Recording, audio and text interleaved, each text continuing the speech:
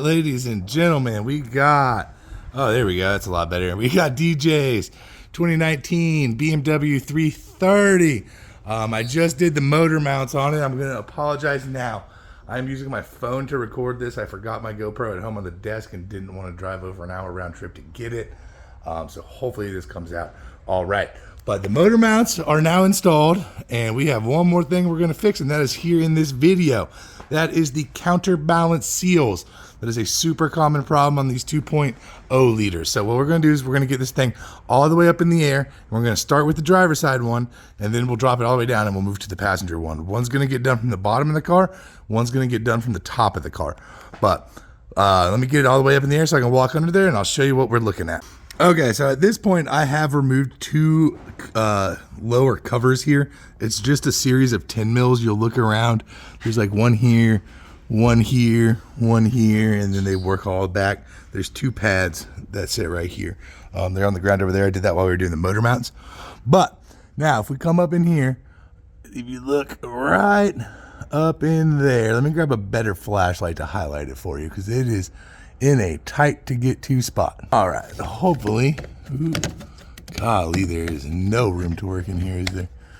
All right, hopefully, there, now you can kind of see it. I'll circle it on the screen there, but it's literally just a little plastic cap with an O-ring on it. You can see that one's a little slimy around it. It's not too bad, but if you look on this side, you can see up here, kind of all up the top there, you can see all that oil right there. That is from that side's seal. So if you're going to do one, just do them both because they both are prone to leaking. So what we're going to do is we're going to get up in there and we're going to spray that with some brake cleaner and then wipe it with paper towels to get as much debris off as we can. And then from this little angle right here, I'm hoping we can flip a flathead screwdriver under there and just pop it out. So it just pops in, pops out. It's as simple as that. It's just getting to it that's kind of a pain in the rear. The driver's side one is much harder than the passenger. So once we get this one done, we can button up the bottom and the wheel liners and stuff from the other job. And then when we go to the other one, you have to take a couple things off, but it's much more exposed, so it's easier to get to. So let me get that cleaned up, and then we'll pick up from there. All right, so I did decide we're going to take a little bit more apart instead of nothing. We want to remove these push pins and pull this carpet back. So I think we're going to want to get through this little spot and push on the cap from up there. Maybe I can do it without doing that.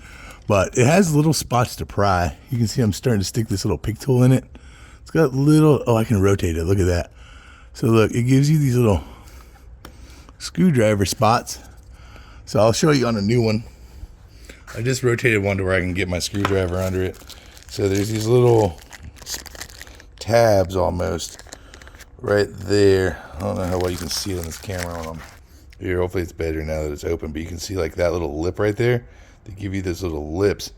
You can pry on it, but all it does is just click in with this O-ring. So we're just gonna pop it out. Maybe I can do it while holding my phone. Let's see. So I got a flat head now. We're gonna go right into that little Nikes, right into that little spot that I just moved over here.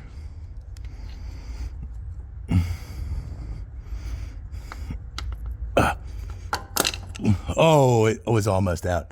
All right, I need two hands to do this, but we're going to just go ahead and get right up in there, get the leverage, and then pop it on out of there. So there it is, starting to come out. I just gave it a nice little pry, pop, and it started to work its way right out of there. So we're going to work it the rest of the way and try and figure out how we're going to fish it out of there. And we may have to pull this carpet back, which might entail breaking these push pins and replacing them with some different style push pins because these are silly kind. Hey, look at that. That whole top just kind of slides out. Doesn't have a center pin like I thought it did. Okay, so we can actually just take those right out. Cool. Hopefully you can see that. All right, here it is. Look how flat that O-ring is, and it is hard as a rock, man. But I did end up taking those two push pins out since we realized they're easy and they just pull back. Stuck my hand right up here and went right in over the top of what appears to be the crank. So now what we need to do is make sure that that surface in there is super clean. So we might put a little spritzer brake cleaner on a paper towel, wipe it one more time, and then all we got to do is put a thin layer of oil on this O-ring or O-ring lube We'll slide that back in there and then push it and click it till it's all the way flush. Simple as that. And then put our push pins back. So let me give that one more wiper, and then I will grab some oil. We'll lube this up, and then we'll try and pop it in there. All right, for lubing the O-ring, I used to have O-ring lube, but I used it all. I haven't ordered anymore. So I just grab whatever oil's on my shelf to shake it up.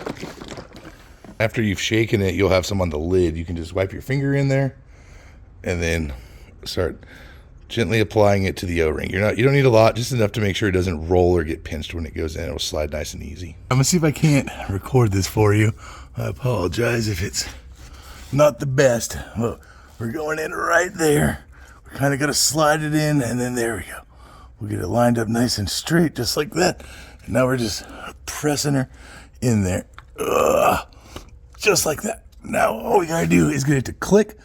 So I think I might get something where I can try and get some leverage across it and just give it like a little pry, or a long, maybe like a long extension, put it right there and then tap it with the end of like a hammer or a mallet or something. All right, there it is, snapped in there, ready to go. So this is gonna be hard for me to show you. Oh man, I really regret not having my GoPro today. So I took this 6-inch socket, I folded that carpet stuff up, sit it in the middle. I sat the rubber part of my handle here just to give me extra leverage to get my hand behind it and press with my palm. So I just kind of gave it one of these with my hand. I didn't have any leverage point to pry, but it just popped right in there. So hopefully that makes sense. But yeah, now we can put these push pins back in, and I am gonna button up all of this extra carpet, which the only reason they would have this carpet in my mind is to catch the oil so you don't know your oil's leaking before warranty, or to get the engine hotter, but you don't normally want to do that. You want the engine to be cooler, so it doesn't really make a lot of sense. But we're gonna put it all back on, and then I will pick up whenever I get back up to the top to show you how to do the passenger side. I got all the underneath stuff put back together, so now we're moving to the top side to go down and get this passenger side seal. So what we need to do is we need to remove this breather box right here. This breather box runs all the way down to the front side of the turbo right there. So if you look very carefully down in there, you'll see it has a little clip, and it's just one of those like C-clip style click-on tubes. So we need to get a pick down in there and get that released and pulled out. And then we will just take this little flathead out right here. We're gonna pull this harness off of here and unplug the harness right there and just move it out of our way. We also need to squeeze this breather pipe right here on these two perforated edges and then lift it off at the top of the engine here. So this breather box sucked a little more than I thought it was going to. So you have to get this hose off the top, but there's another one down there that was a real booger. Same style, right, where you're gonna squeeze the two tabs. I got some long needle nose pliers and got in there with that. And you had a few different sensors you had to unplug. They all are the same in regards to, you just slide the safety clip back and then press down on it while you pull.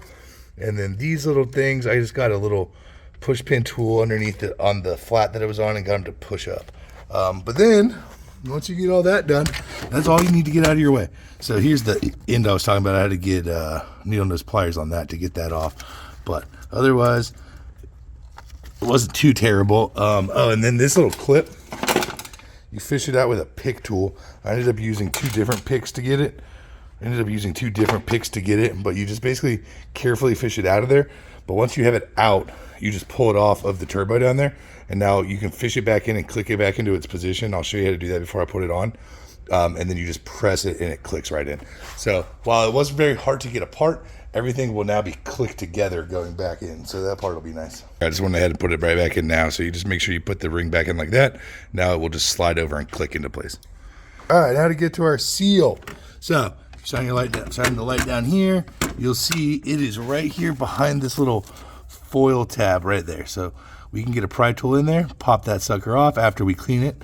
We're gonna spray it with brake cleaner just like the other side and wipe it down with a paper towel, get it as clean as possible, and then we will pop it out and then put our new one in. And that one we can get to with our fingers good enough. I think we should be able to just push it in without having to get any crazy tools or anything, at least hopefully. All right, here is this side, which is even worse than the driver's side, surprisingly. Holy cow. So I just ended up reaching down and peeling back this foam piece with one hand and then using a flathead again on the top to just get in there. I got it on that little lip, twisted it, and then just kind of worked it around until it popped out. Now we're going to wipe that down, clean that down just like last time, and then we're ready to stick the new one in. All right, we put our thin layer of lube on there, and that side, like projected, was so much easier to install. So you just use one hand to pull the little pad back a little bit, slide it in there, and then you can literally just put with your fingers once you get it settled in there. So you're going to weeble wobble it around until it drops in. Once it drops in, just put 2 fingers in there and just push it. It'll click, pop, and then you're in there. No more leaky oil. So all you got to do now is click everything back together on this intake that we've taken off. And then I got to put the engine cover back on, but I don't even think you have to take that off. Honestly, if you did, it just pulls on, presses back on, and you are good to go. So hopefully this video helps somebody out. Again, I apologize if the phone made it not as good as normal, but hopefully you get the gist of it. If it did, hit that thumbs up button and subscribe if you want to see more.